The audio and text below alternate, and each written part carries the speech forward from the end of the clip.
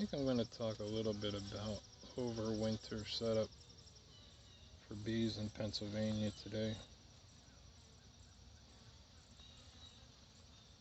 This styrofoam has been on this colony since last year. I never took it off in the spring.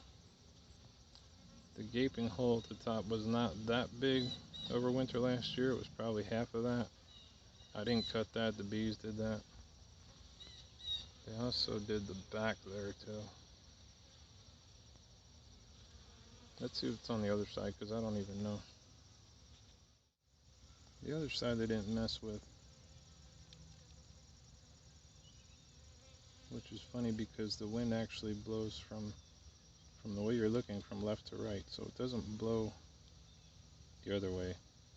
If it does, it's rare. And then here's the back end where they chewed it up. Looks like they're starting to make a little propolis wall there. So I guess this will be a typical PA Swarm King style rant again. Not really a rant, just to tell you that you'll read a lot of things, you'll hear a lot of things about how you need to cut off drafts and make sure everything's airtight, no top entrances and everything. I find that doesn't really work in Pennsylvania for me. I've had colonies with many holes, gaps. Let's look at another one over here. I got another one. This one here, it's a combination of the wood kind of rotting a little bit in between these boxes and the bees chewing it. So they opened up a gaping hole there. They have their little entrance in the bottom. And then they have an entrance at the top that they chewed. Oops, sorry, I'm falling backwards here. That's 3 gaping holes. They do have another hole here on the side. Has a bit of a robbing screen on that I probably put on last year and never took off. They don't really use that too much. I think it's propolized shut from the inside. But this is exactly how these bees are going into winter. Just the only thing I'm going to add is a mouse guard on the front. Actually, I'll put a mouse guard anywhere over anything that I think a mouse can fit through. For a mouse guard, you will hear a lot of people that don't really know any better tell you that you need to use 1/4 inch mesh across your entrances because they just somehow think a mouse can fit through a 1/4 inch hole. Maybe a baby mouse can fit through a 1/4 inch hole. A very skinny baby mouse, or maybe a baby tiny shrew. But the main type of mouse that we got to worry about here in Pennsylvania is, I think it's called a dormouse or a deer mouse. They're 2 different mice, but they're the mouse that you find in your colonies in the winter time sometimes, or spring, or just empty boxes. And they're really fat, and they fatten up for winter when they go to get their food. They're not fitting through 1/4 inch screen. Well, what I use is 1/2 inch mesh, and they are not fitting through that. I've caught them a few times, put them in a container with a way out as the mesh, and they can't get out, so they can't get in. And this is a nuke that's a little bigger than I like. It's a medium on the, no, it's a deep on the bottom, 3 deeps. And there's their upper entrance that they chewed. And this one's already set up. I actually don't have to do anything except for put a mouse guard over that top hole. I doubt a mouse is going to climb all the way up there in the cold and try to get in, but I'll put that over there anyway. And I don't wrap around the sides. I've probably said this 1,000 times. I did that my first couple of years, and then I found that the ones I didn't wrap did better than the ones that I did wrap. And what I find from people in Pennsylvania that are all around the state, the west, the north, a lot of them don't wrap either, and their bees are able to overwinter without wraps. I can't speak for very far north, but if your winters are less cold than it is in Pennsylvania, wrapping is just not necessary. Use 1/2 inch mesh. 1/4 inch mesh, people think, I hate talking about what people think, but they think that the bees can still drag their dead out through 1/4 inch mesh. They really can't. They get all clogged up with dead bees. It's so much work to get them out. They can't get them out. Even with this 1/2 inch mesh, as you can see, they're pulling out dead drones this time of year. There was a very cold night last night. Looks like some got chilled, but those are all drones, so I think they're just pulling them out because they don't want them around this time of the year. They even struggle to get them out through this. See how they're behind the mesh there? They'll get them out. It's not a problem, but because drones are pretty big and heavy, so they're going to have a little bit of a hard time. But workers, dead workers, they can easily pull those right through. Now, if you take that little square there and imagine it being a 1/4 inch hole, they're not getting it out. They're going to clog up.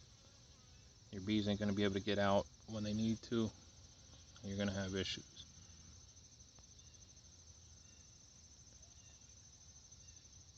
What else do we got? Let's go over here to the garden where I have my open feeding station set up. Ton of bees in there. I don't really set this up to put a ton of weight on my colonies. Most of them already have some pretty good weight to them. It's mostly to keep robbing from occurring. When I do this, the bees are busy over here. They're happy, they're not robbing each other. I think making sure they're heavy is the #1 most important thing. I also don't use any sugar cakes or pollen patties or nothing on top of my hive for winter time. Mountain camp, I've not had good experience with that. Just make sure they have some syrup. And let's see let me look at a couple other setups. I'll show you exactly how they're going in the winter. Something very important to remember, very important, is to prop up the back of your colony. I have all solid bottoms, so I have to prop up the back so that moisture can run out. And if you notice, we had a really cold night last night, so there was definitely some condensation in there, and there's the water running out the front. It's still cold right now. It's only maybe 47, 48 degrees. But here comes the liquid out the front. Bees are flying a little bit. But that water just dripping straight on the bees on the really cold part of the year is going to really mess them up. Here's another perfect setup.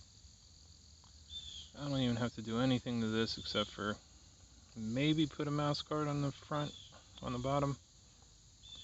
Maybe I'll just put a little piece just to tighten it up a little bit. But I never took their insulation off all year.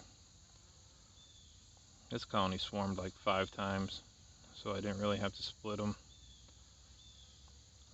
I have used equipment.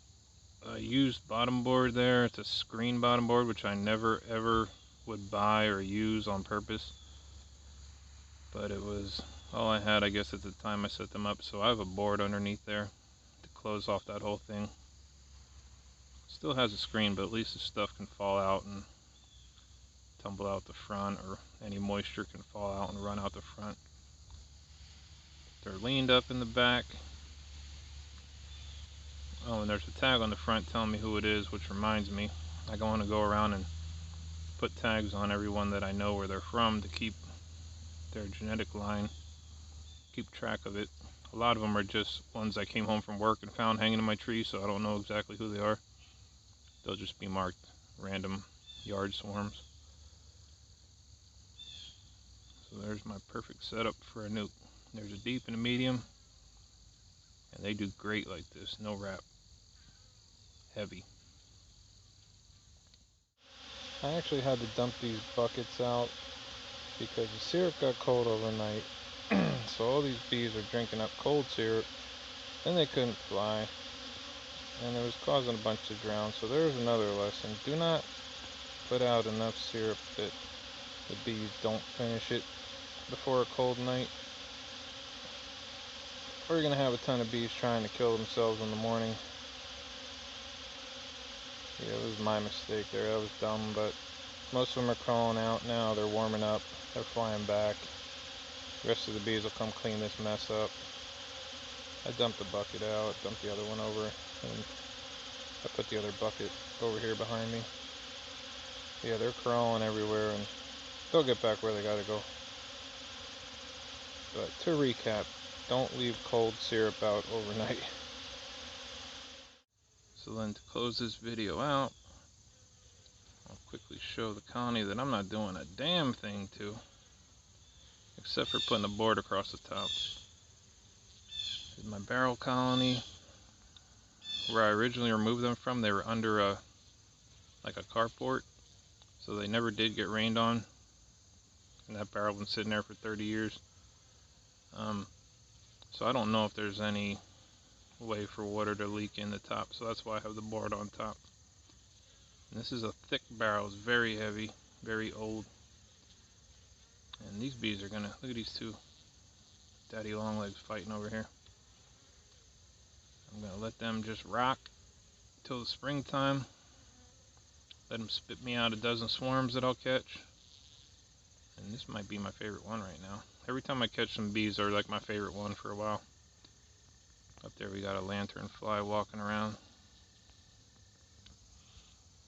So alright, I'm gonna close this up, close this video up. PA Swarm King signing out. See you on the next one.